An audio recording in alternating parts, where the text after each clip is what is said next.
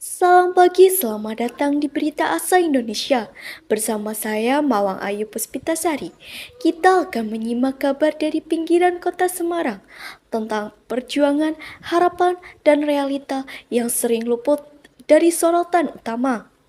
Di balik hiruk-pikuk perkembangan kota Semarang, pusat perbelanjaan yang megah dan kemajuan teknologi di tahun 2025 ini, masih banyak wajah-wajah perjuangan dari mereka yang hidup di pinggiran kota Semarang. Mereka yang setiap hari bekerja sebagai pemulung, pedagang kaki lima, buruh pasar, hingga penjual gorengan menggantungkan harapan demi sesuap nasi. Tidak ada jaminan penghasilan tetap, tidak ada perlindungan sosial yang memadai. Namun, ada yang tetap mereka jaga, yaitu asa. Kita semua tahu Konoha sebagai simbol dasar desa fiksi yang tertib, maju secara sistem, dan sejahtera bagi seluruh warganya.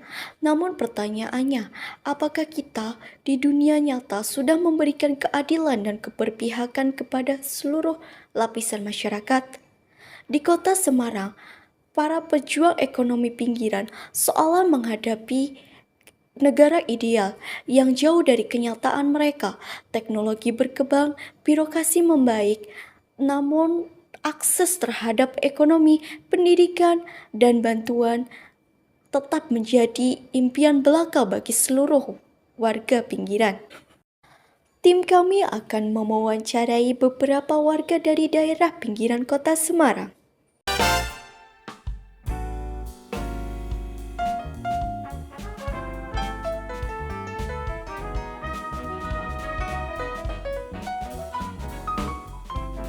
Di balik megahnya gedung-gedung tinggi dan geliat pembangunan kota Semarang, ada kehidupan lain yang tak dapat disorot oleh banyak kamera. Mereka yang tinggal di pinggiran kota, di rumah-rumah semi maupun di pinggiran rel, bantaran sungai atau lorong-lorong padat, hidup dalam situasi yang jauh dari kata layak, namun di balik kerasnya hidup, mereka tidak tinggal diam. Hari demi hari, mereka terus berjuang bukan hanya untuk bertahan hidup, tetapi juga untuk memberi arti pada masa depan. Para pedagang kecil, pemulung, buruh harian lepas, hingga ibu rumah tangga yang menjadi tulang keluarga, semua punya cerita dan semua punya asa.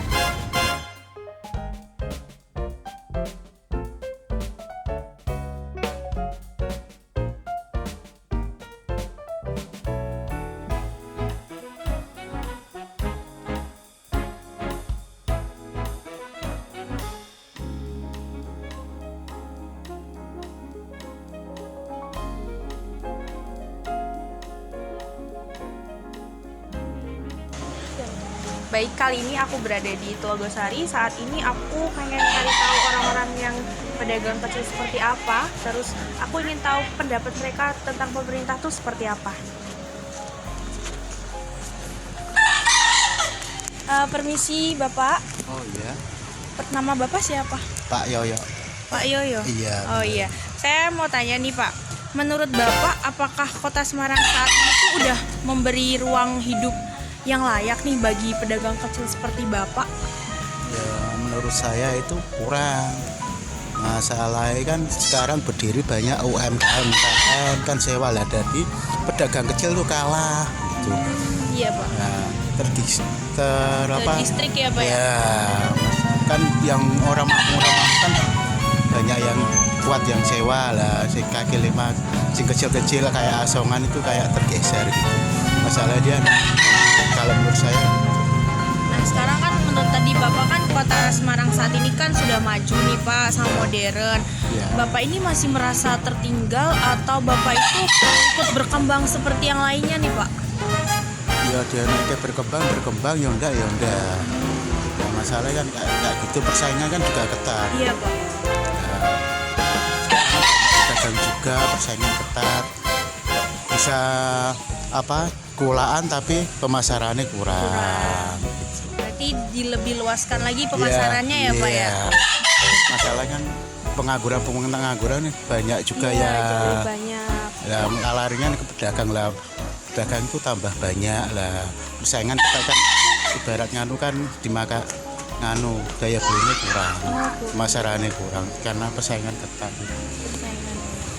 ketat sama itu penjual kan sekarang yang menengah ke atas kan banyak nyewa. Kalau ada acara event itu yang kecil itu yang kaki lima yang kecil itu kalah, nggak kuat sewa gitu. Menurut saya kan juga dulu orang lapangan juga. Kalau ada event tersingkir, nggak kuat bayar apa gimana, kalah. Harapan Bapak nih bagi pemerintah, buat pemerintah khususnya pemerintah Kota Semarang ini, pedagang kecil buat seperti Bapak itu harus seperti apa? Harapan Bapak tuh seperti apa? Kalau menurut saya disamaratakan dan di pedagang yang besar sama yang kecil disamaratakan, disejahterakan sama. Kalau bisa pedagang besar sewa, pedagang juga bisa merasakan. Menurut saya gitu. Terima kasih ya Pak.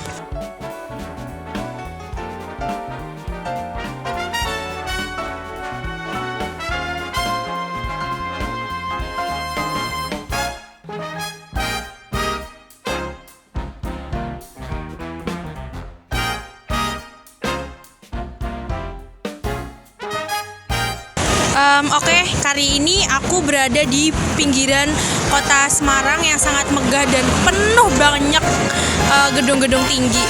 Saat ini aku pengen tahu nih kehidupan pedagang kaki lima tuh seperti apa.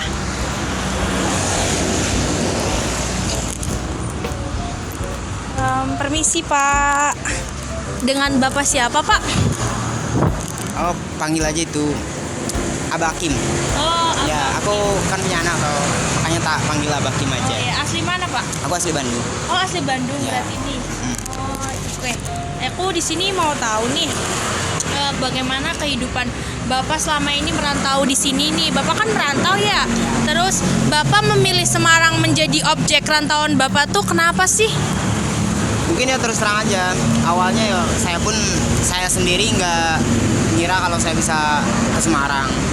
Jadi ya namanya orang Lalang Buana toh, kemana aja bisa. Awalnya aku dari Sidoarjo, langsung ke sini. Langsung ke sini. Nah, kan ini kan Semarang ini kan dikenal sama sebagai kota besar ya, Pak ya. Terus tantangan yang Abang Kim rasain selama Abang Kim rantau jadi pedagang kaki lima di sini tuh apa sih? Terus udah Abang Kim rasain belum sih? Ya sebetulnya kalau buat usaha kayak jualan gitu ya, tergantung kita menyikapinya toh. Ya kita bawa enjoy ya enak. Terus terang, mungkin selama saya bekerja, ya mau itu di JNT, mau itu di pabrik dan sebagainya gitu ya, di perusahaan-perusahaan lain, yang paling saya nikmatin cuman jualan aja sih, jualan keliling. Berarti terus apa alasan Abang Kim itu memilih menjadi pedagang kaki lima di kota Semarang ini kenapa? Mungkin kalau dibilang pilihan, mungkin saya awalnya nggak ada pilihan. Ya karena terus terang namanya orang merantau toh, pastinya awalnya nggak ada pilihan. Cuman yang bikin kita nyaman kan dari segi pekerjaan kita satu nggak ada tekanan. Oh iya. Jadi ada kebebasan sendiri, kita mau berangkat jam berapa, pulang jam berapa, ya terserah toh. Terus aku mau tahu juga nih harapan Abang Kim buat pemerintah bisa melihat pedagang kecil seperti Abang Kim ini bisa merasakan kayak kehidupan layak seperti orang-orang yang pada dasarnya gitu. Apa harapan? Terus apa pesan yang Abang Kim pengen sampaikan nih ke pemerintah? Kalau masalah pemerintahan aku terus terang ya kurang ngerti sih. Iya. Soalnya saya sendiri nggak pernah nyimak atau inilah masalah politik. Intinya kurang paham masalah politik. Apalagi mungkin udah sekitar 10 tahunan aku nggak kurang update lah di sosial media. Makanya kurang mengerti. Oke, terima kasih ya Bang Kim.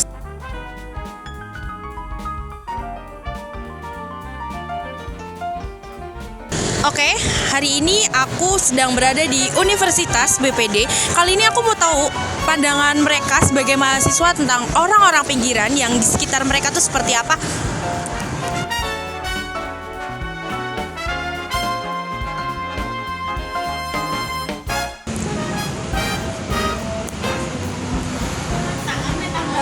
Siang Kak. Aku mau tanya nih, apa sih pandangan kalian sebagai mahasiswa buat orang-orang pinggiran kayak buruh harian kayak gitu tuh, menurut kalian tuh gimana ya Kak pandangan kalian? Menurut saya pandangan hidup orang-orang pinggiran menurut saya itu dalam keterbatasan ya, tapi mereka punya solidaritas yang tinggi. Mahasiswa itu bisa membantu lewat riset atau Teknologi kali ya ya Kak? betul. Oke. Terus aku mau tanya juga nih, kalau kakak ini sebagai mahasiswa kalau bisa menyampaikan aspirasi masyarakat pinggiran kepada pemerintah gitu tuh, apa sih yang mau kakak sampaikan? Ya, tolong dengarkan kami sebagai masyarakat biasa ya, jangan semena-mena kalau ada pemindahan apa-apa tuh, gusur atau apa tuh, tolong yang bener, jangan asal gusur. Terus tingkatkan pendidikan di sini, masyarakat sini kan kurang sekali ya pendidikannya, dan akses untuk kesehatan itu ditingkatkan agar lebih sehat masyarakatnya dan menghindari stunting. Oke Kak, terus aku mau tanya nih yang terakhir, harapan kalian berdua nih sebagai mahasiswa buat tahun 2025 ini menjadi negara yang maju, tapi mereka harus berpihak kepada rakyat kecil tuh gimana? Ya, harapan saya di 2025 ini tuh lebih maju, adil dan kayak gini sedikit lebih maju, adil, serta pendidikan yang untuk rakyat kecil, pemerintah yang bersih lah. Oke, Lebih kata-kata bersih lagi. terakhir dong Kak buat pemerintah gimana nih? Tolong dari aku dulu mungkin ya. Yang paling menonjol banget, tolonglah peduliin kita sebagai rakyat kecil, jangan yang dilihat-lihat rakyat gede-gede doang. Oke Kak, ada kalau dari kakaknya? Sebenarnya sama ya, kurang lebih sama, karena kita kan juga sama manusia ya. Yang penting tuh sama memanusiakan manusia, jangan membeda-bedakan walaupun dia rakyat kecil, kurang pinggiran atau. Oke, terima kasih ya Kak. Iya, sama-sama. Ya, mari. Apa yang bisa kita lakukan? Kami mengusulkan sebuah program bertajuk ASA, Aksi Sosial Akar Rumput, sebuah upaya kolaboratif antara masyarakat, komunitas, dan pemerintah untuk memberikan pelatihan keterampilan, bantuan modal UMKM, dan akses edukasi praktis bagi seluruh warga pinggiran. Tujuan utamanya bukan hanya memberikan bantuan, tetapi memberdayakan.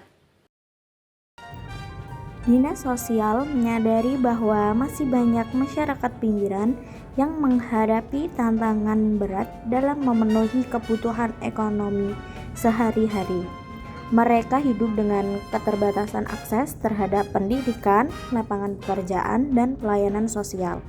Namun, kami juga melihat semangat luar biasa dari mereka yang tak menyerah dalam merajut asa dan memperjuangkan masa depan yang lebih baik.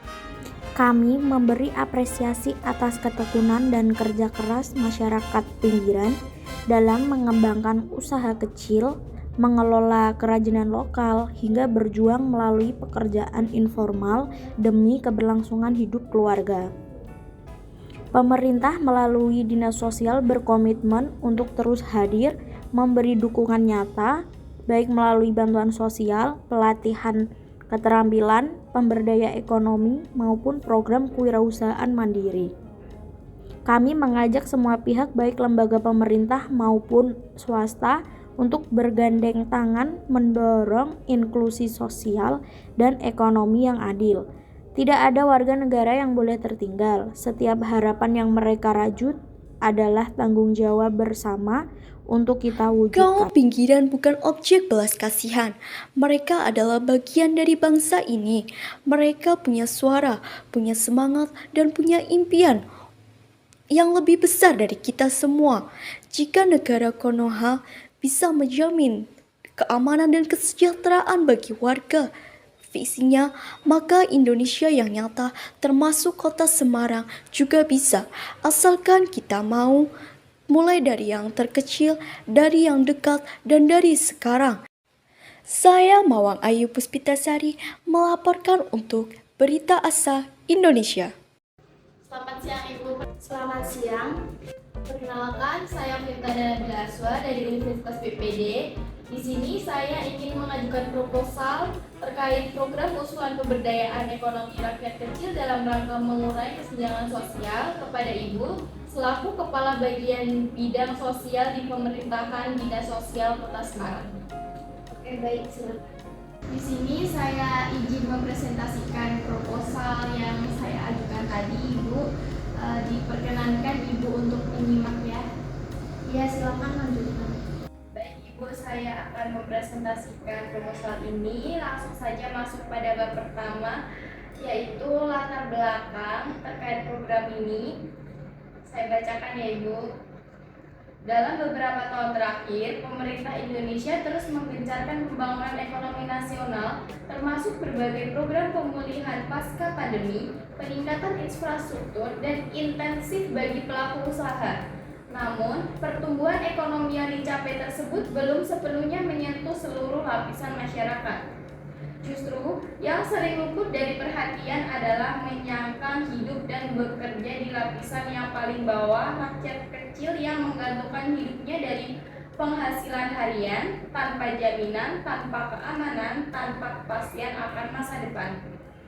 Kelompok seperti pedagang kaki lima, pemburu, buruh harian lepas, pemulung hingga pekerja informal lainnya merupakan bagian besar dari struktur ekonomi masyarakat Indonesia. Mereka bekerja keras setiap hari di ruang publik kota di sela-sela kebijakan tata ruang, seringkali berhadapan dengan penggusuran, pengaturan sepihak, atau bahkan pengabaian struktural dari negara. Dalam banyak hal, keberadaan mereka dianggap sebagai masalah sosial ketimbang dilihat sebagai bagian penting dari roda ekonomi kerakyatan yang sesungguhnya. Fakta di lapangan menunjukkan bahwa kelompok ini tidak hanya menghadapi tantangan ekonomi, tetapi juga sosial dan struktural. Mereka kesulitan mendapatkan akses ke program bantuan, tidak memiliki modal usaha yang memadai, tidak terjangkau oleh pelatihan dan pendidikan keterampilan, serta tidak mendapatkan perlindungan hukum yang tidak layak. Jadi, melalui proposal ini, saya berusaha menghadirkan sebuah solusi alternatif untuk mengurangi kesenjangan sosial ekonomi melalui pemberdayaan ekonomi rakyat kecil khususnya di kawasan pinggiran kota. Harapannya program ini dapat menjadi wadah kolaboratif antara masyarakat dan pemerintah bukan hanya untuk meningkatkan kesejahteraan, tetapi juga mengembalikan martabat dan peran strategis rakyat kecil dalam pembangunan bangsa. Baik, saya terima. Lanjut saja, saya ingin menanyakan terkait apa yang menjadi penyebab masyarakat kecil merasa pemerintah tidak memperhatikan ekonomi mereka. Baik, Ibu, saya terima pertanyaannya dan izinkan saya menjawab. Terkait tadi tentang penyebab ketidakpuasan masyarakat kecil terhadap kondisi ekonomi, itu disebabkan oleh kurangnya perhatian atau ketepatan program-program pemerintah selama ini. Lalu, kelompok ekonomi mulai rentan dari rendahnya pendapatan, terbatasnya akses layanan kesehatan dan pendidikan, hingga tidak tersedianya jaminan sosial yang layak. Baik, saya lanjutkan. Bagaimana kondisi sosial dan ekonomi kelompok rentan seperti pedagang kaki lima, buruh harian lepas, dan masyarakat pinggiran saat ini? Baik, izinkan saya menjawab pertanyaan Ibu yang kedua. Kelompok rentan seperti PKL, buruh harian, dan masyarakat pinggiran menghadapi tantangan serius. Pendapatan mereka tidak stabil, minim akses perlindungan sosial, dan risiko tinggi terhadap kejadian ekonomi eksternal. Meskipun ada respon adaptif seperti penggunaan media sosial dan bantuan modal pemerintah, struktur ekonomi dan sistem formal yang belum inklusif membuat banyak kelompok tetap lemah dalam jangka panjang. Untuk mendukung daya tahan mereka, dibutuhkan reformasi struktural seperti peningkatan akses formal, perluasan program pelatihan dan modal, serta penguatan sosial bisnis lokal, Ibu. Baik, di sini kamu sudah menjawab beberapa pertanyaan dari saya. Lalu saya ingin mengajukan pertanyaan terakhir terkait pandangan kamu sebagai mahasiswa Universitas BPD Bagaimana peran mahasiswa dalam program pemberdayaan ekonomi rakyat kecil dalam rangka mengurangi kesenjangan sosial? Baik, saya ingin menjawab pertanyaan Ibu tentang peran mahasiswa dalam program pemberdayaan ekonomi rakyat kecil ini. Ada beberapa pendapat menurut saya. Yang pertama yaitu menjadi agen perubahan. Mahasiswa dapat menjadi agen motor penggerak perubahan sosial dan ekonomi di masyarakat dengan ilmu yang dimiliki. Lalu yang kedua ada edukator dan pendamping. Jadi mahasiswa bisa memberikan pelatihan atau edukasi kepada masyarakat kecil seperti pelatihan manajemen usaha dan keuangan sederhana, penggunaan teknologi digital dalam pemasaran, serta pembuatan laporan keuangan yang rapi dan transparan. Lalu yang ketiga ada peneliti dan pengembang solusi. Ini bisa melalui riset, mahasiswa bisa mengidentifikasi permasalahan ekonomi rakyat kecil dan menawarkan solusi yang aplikatif. Contohnya riset pasar lokal, pemetaan potensi ekonomi daerah, dan strategi pengembangan produk lokal. Lalu yang terakhir ada pelopor gerakan sosial ekonomi. Jadi mahasiswa dapat menginisiasi program sosial seperti bazar produk UMKM, koperasi mahasiswa dengan masyarakat, dan kampanye gerakan beli produk lokal. Jadi itu menurut pendapat saya seperti itu, Ibu. Baik, saya terima. Lalu saya ingin tahu tujuan awal kamu ke sini untuk program pemberdayaan masyarakat kecil. Tolong jelaskan program apa saja yang kamu dan kelompokmu buat sebagai aspirasi masyarakat kecil. Baik Ibu, saya izin menjawab terkait usulan program yang dapat dijalankan oleh pemerintah, terutama oleh instansi yang berkaitan langsung dengan persoalan kesejahteraan rakyat kecil tadi. Yang pertama, program pelatihan keterampilan dan pemberdayaan ekonomi masyarakat pinggiran. Dengan adanya program ini bertujuan untuk meningkatkan kapasitas ekonomi masyarakat kecil yang tidak diperhatikan melalui pelatihan kerja, keterampilan wirausaha, pengelolaan ekonomi dan keuangan, dan akses pemasaran produk lokal. Harapannya masyarakat tidak lagi bergantung pada pekerjaan harian yang tidak pasti, tetapi memiliki usaha mandiri yang berkelanjutan dan memberikan jangka panjang. Lalu yang kedua ada revitalisasi kebijakan bantuan sosial dan perlindungan usaha mikro. Jadi pemerintah itu harusnya perlu melakukan pembaruan terhadap sistem distribusi bantuan sosial agar lebih adil dan transparan dan tepat sasaran. Selain itu perlu juga adanya perlindungan hukum dan fasilitas khusus bagi pelaku usaha kecil, termasuk penataan alokasi berdagang atau akses terhadap subsidi usaha mikro atau UMKM. Lalu yang ketiga ada forum aspirasi dan monitoring partisipatif. Jadi pemerintah kota itu khususnya Kota Semarang, jika sudah mempunyai komunitas digitalin dan kelompok UMKM, harus lebih aktif untuk mengadakan dan dialog dengan Pemkot. Tujuannya sebagai alat monitoring terhadap kebijakan pemerintah daerah. Cukup Ibu, itu dari saya. Iya, saya terima.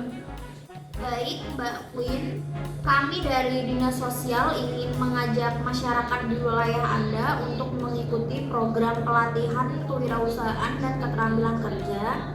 Tujuannya agar masyarakat bisa lebih mandiri secara ekonomi.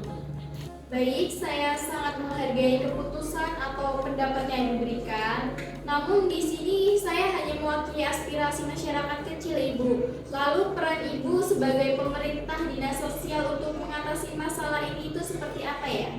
Baik, saya akan membuat kebijakan seperti terbukanya forum aspirasi dan monitoring partisipasif.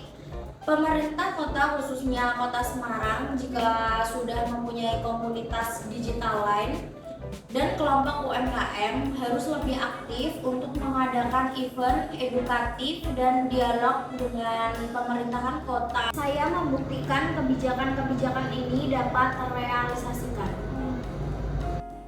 Baik, saya harap kebijakan Ibu ini bisa sampai kepada masyarakat kecil. Terlebihnya Ibu lebih memperhatikan keadaan ekonomi masyarakat kecil sehingga tidak terjadi kesenjangan sosial. Terima kasih, saya bangga atas penyampaian aspirasimu dan saya dengan senang hati menerima kebijakan program usulanmu. Terima kasih atas perhatian dan terbukanya Ibu kepada saya sebagai mahasiswa Universitas BPD. Mohon maaf bila ada salah kata dan penyampaian proposal tadi Ibu. Sekian.